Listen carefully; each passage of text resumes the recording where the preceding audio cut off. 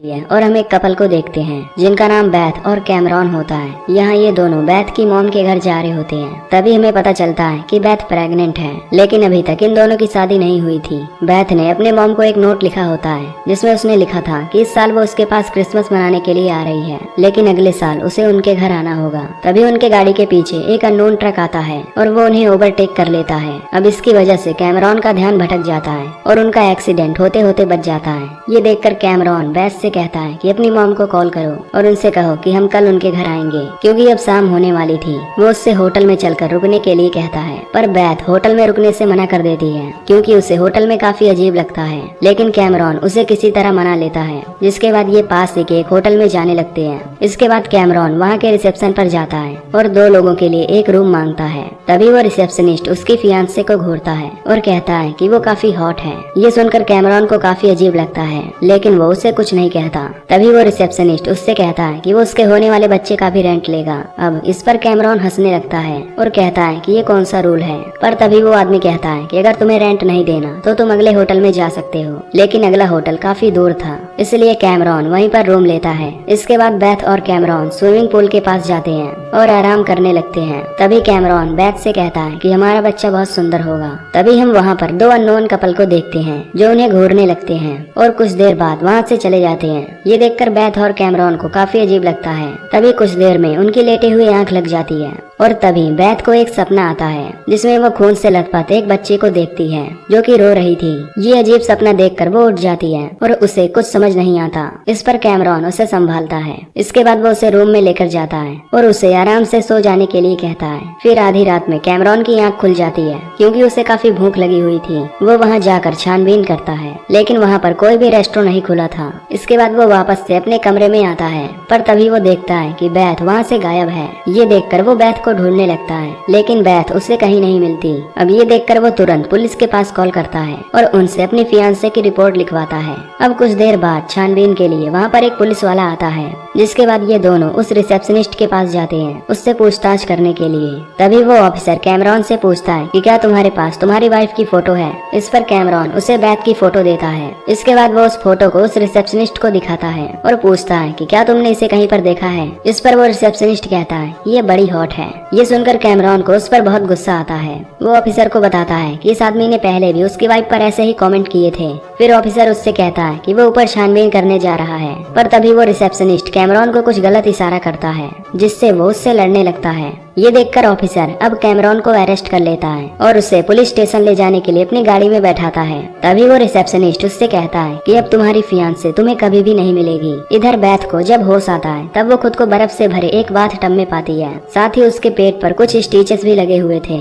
जिससे उसे पता चलता है कि उसका पेट फाड़कर उसका बच्चा निकाल लिया गया है। ये देखकर वो रोने लगती है। तभी उसे वहीं पास में ही एक कपड़ा दिखता है जिस पर कुछ रोमन नंबर लिखा हुआ था। इसके बाद वो उठकर उस कपड़े को पहनती है और वहाँ से बाहर निकलती है। तभी वो देखती है कि वहाँ पर कई सारे रूम हैं जिनमें बाथ टब भी है। फिर जब वो बाहर आती है तो देखती है कि वो एक बड़े से फैक्ट्री में है जिसमें से निकलना नामुमकिन था। फिर वो बाहर जाने के लिए उस जाली के पास जाती है, लेकिन वहाँ पर भी ताला लगा हुआ था। ये देखकर वो जमीन के अंदर से रास्ता बनाने लगती है, लेकिन वो जाली पूरे अंदर तक थी जिससे कोई भी वहाँ से बाहर नहीं जा सकता था। तभी डिहाइड्रेट होने की वजह से वो वहीं पर गिर जाती है और बेहोश हो जाती है। इसके बाद जब उसकी आँख खुलती है तब वो अपने सामने 3 औरतों को देखती है और उनके साथ भी यही सब कुछ हुआ था, यानी कि उनसे उनका बच्चा छीन लिया गया था। इन औरतों के नाम होते हैं वेरोनिका, आइवी और एलिसन। यहाँ वेरोनिका वो एक डॉक्टर थी, इसलिए वो बैथ के पेट पर प्रेशर डालती है ताकि उसका ब्लड बाहर ना निकले। बैथ एलिसन को देखकर उससे पूछती है कि तुम सब इतनी शांत क्यों हो। इस पर वेरोनिका उससे बताती है कि अपने बच्चे को खोने की वजह से वो सदमे में है और इसीलिए वो कुछ नहीं बोल रही। तभी इन्हें एक औरत की चिल्लाने की आवाज आती है।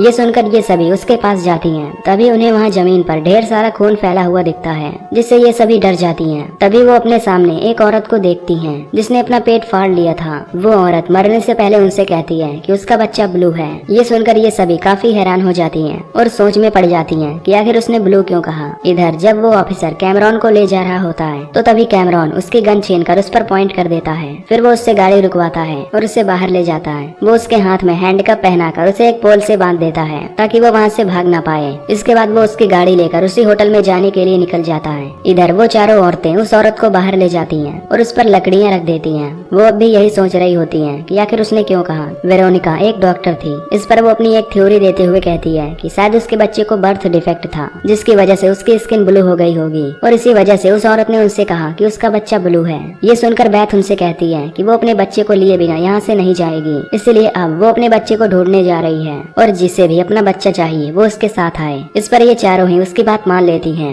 जिसके बाद ये अलग अलग होने का फैसला करती हैं। तभी एलिसन और आइवी अलग अलग जगह जाती हैं और बैथ और वेरोनिका अलग जगह। तभी हम देखते हैं कि कोई सीसीटीवी के जरिए उन पर नजर रख रहा है। इधर आइवी और एलिसन को वहाँ पर एक कैमरा मिलता है। ये देखकर एलिसन उसे अपने पास रख लेती है। तभी आइवी को वहाँ पर कुछ कैंडीज दिखती हैं। ये देखकर वो उसे निकाल कर खाने लगती है, जिससे अब वो एलिसन से अलग हो जाती है। दूसरी तरफ बैथ और वेरोनिका एक कमरे में पहुँचती है। तभी उन्हें वहाँ पर कुछ फोटोज मिलती हैं। ये देखकर वो सोच में पड़ जाती हैं कि आखिर ये सब फोटोज किसकी हैं। इधर एलिसन जब वहाँ अकेली होती है तो तभी उससे वहाँ किसी के होने का एहसास होता है, पर तभी उसकी लालटेन नीचे गिर जाती है। ये देखकर वो उसे दोबारा जलाने की कोशिश करती है, पर तभी एक औरत उस पर अटैक करके उसे मार डालती है। फिर जब आइवी ये सब देखती है तो वो जोर से चिल्लाती है। उसके चिल्लाने की आवाज सुनकर वेरोनिका और बैथ वहाँ पर आती हैं और ये सब देखकर रोने लगती हैं। तभी उन्हें उसके पेट से एक रिंग टैग मिलता है, जिससे अब इन्हें पता चलता है कि इन सभी के पेट में अलग अलग टैग्स हैं। तभी आइवी को वहाँ पर एलिसन का कैमरा मिलता है, जिसमें वो एक अनजान औरत को देखती है। ये देखकर वो समझ जाती है कि जरूर इसी औरत ने एलिसन को मारा होगा। अब इससे इन्हें पता चलता है कि वो औरत एक एक करके इन सभी को मार रही है, ताकि वो उनके पेट से उस टैग को निकाल सके। इधर कैमरॉन उस रिसेप्शनिस्ट के पास जाता है और उसे बुरी तरह पीटता है। वो उससे पूछता है कि बैथ कहाँ है। इस पर वो आदमी बताता है कि उसे हमेशा एक लेडी का कॉल आता है, जो उससे प्रेग्नेंट औरतों के बारे में पूछती है, और अगर उसके होटल में कोई प्रेग्नेंट औरत आती है तो वो उसकी इन्फॉर्मेशन उसे दे देता है। जिसके बाद वो लोग औरतों को किडनैप करके उन्हें टाउन के बाहर लेकर जाते हैं। ये सुनकर कैमरॉन उसे छोड़ देता है और उस जगह पर जाने के लिए निकल जाता है। इधर बैथ वेरोनिका को बताती है कि हमें जो पहली औरत मिली थी उसे भी उस औरत ने ही मारा था। बैथ उनसे कहती है कि वो औरत अब एक एक करके हमें भी मार देगी। तभी इन्हें बच्चों के रोने की आवाज आती है। फिर जब वो सभी उस कमरे में जाती हैं तो वहाँ पर वो अपने बच्चे को देखती हैं, जिनके पैरों पर अलग अलग रंग के टैग लगे होते हैं, जिससे उन्हें पता चल सके कि उनका बच्चा कौन है। वो सभी उनकी शक्ल देखकर कंफ्यूज हो जाती हैं, क्योंकि उन्हें पता नहीं चल पा रहा था कि आखिर उनका बच्चा कौन है। फिर वो उस केज को तोड़ने की कोशिश करती हैं, लेकिन वो उनसे नहीं टूटता।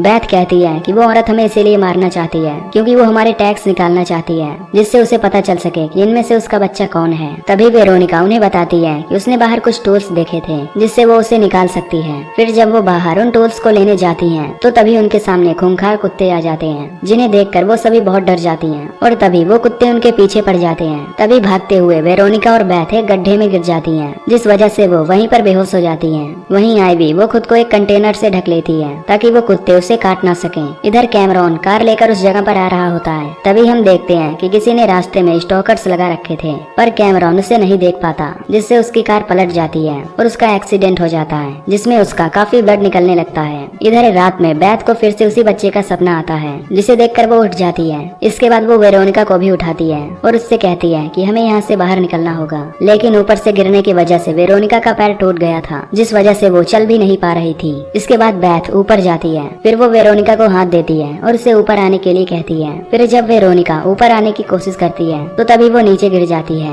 अब ये देखकर बैथ उसे यहाँ इंतजार करने के लिए कहती है और कहती है कि वो कुछ सामान लेकर आ रही है, जिससे वो उसे निकालेगी। इधर जब वो कुत्ते वहाँ से चले जाते हैं तब आइवी उस कंटेनर से बाहर निकलती है, पर तभी उसे एहसास होता है कि उसके आसपास कोई है। इस पर वो इधर उधर देखने लगती है, पर उसे वहाँ कोई नहीं दिखता। फिर जब वो उस दरवाजे से बाहर जाने लगती है तो तभी वही औरत पीछे से आकर उस पर अटैक करती है, जिससे आइवी की वहीं पर मौत हो जाती है। इसके बाद वो औरत उसका पेट फाड़कर उसका टैग निकालती है। इधर हम देखते हैं कि वो लोग अब आइवी की फोटो पर कट लगा देते हैं। दूसरी तरफ बैथ सामान ढूंढते हुए एक कैंपर वैन में पहुंचती है। तभी वो वहाँ पर एक लेडी की फोटो देखती है, पर तभी उसे वहाँ पर किसी के आने का एहसास होता है। वो देखती है कि वहाँ पर एक आदमी आइवी की लाश को लेकर आया है। फिर जब वो आदमी अंदर आता है तब बैथ वहीं छिप जाती है, पर तभी आईने से वो आदमी उसे देख लेता है। वो उससे कहता है कि तुम यहाँ से चली जाओ, क्योंकि अगर मिस सेफर्ड को पता चला तो वो मुझ पर गुस्सा हो जाएगी। ये देखकर बैथ बाहर निकलती है। तभी वो देखती है कि वो आदमी बच्चों की तरह रिएक्ट कर रहा है। ये देखकर वो उसे कैंडी देती है और उससे पूछती है कि तुम्हारा नाम क्या है। इस पर वो बताता है कि उसका नाम डंकन है। फिर वो उसे उस लेडी की तस्वीर दिखाकर पूछती है कि ये लेडी कौन है। इस पर वो कहता है कि वो उसकी मदर है। तभी बैथ को उसके पास कुछ चाबियां दिखती हैं। उसे लगता है कि वो उन्हीं बच्चों की केज की चाबी है। वो उससे उस चाबी को लेने आती है। ये देखकर डंकन वहाँ से भागने लगता है, पर बैथ उसे दौड़ाकर पकड़ लेती है और उससे वो चाबियां छीन लेती है। इसके बाद वो वेरोनिका के पास जाती है और उसे उस गड्ढे से बाहर निकालती है। वो उसे बताती है कि अब हम दोनों ही जिंदा बची हैं, क्योंकि आइवी को भी उस औरत ने मार दिया है। वेरोनिका का पैर टूटने की वजह से वो चल नहीं पा रही थी। ये देखकर बैथ उसे वहीं पड़ी एक पुरानी कार में बैठाती है, लेकिन तभी वो किलर लेडी उनकी तरफ एक गाड़ी छोड़ देती है जो कि उनसे टकराने वाली थी। ये देखकर बैथ तुरंत वेरोनिका को उस गाड़ी से निकालती है, जिससे इन दोनों की जान बच जाती है। तभी वो देखती है कि वो किलर लेडी उनकी तरफ ही आ रही है। ये देखकर वो वहाँ से भागने लगती है। इसके बाद ये एक कमरे में पहुँचती है। यहाँ वेरोनिका अपने पेट से वो टैग निकालना चाहती थी। फिर जब वो उस टैग को निकालने की कोशिश करती है तो तभी वो किलर लेडी आकर वहाँ की लाइट ऑफ कर देती है,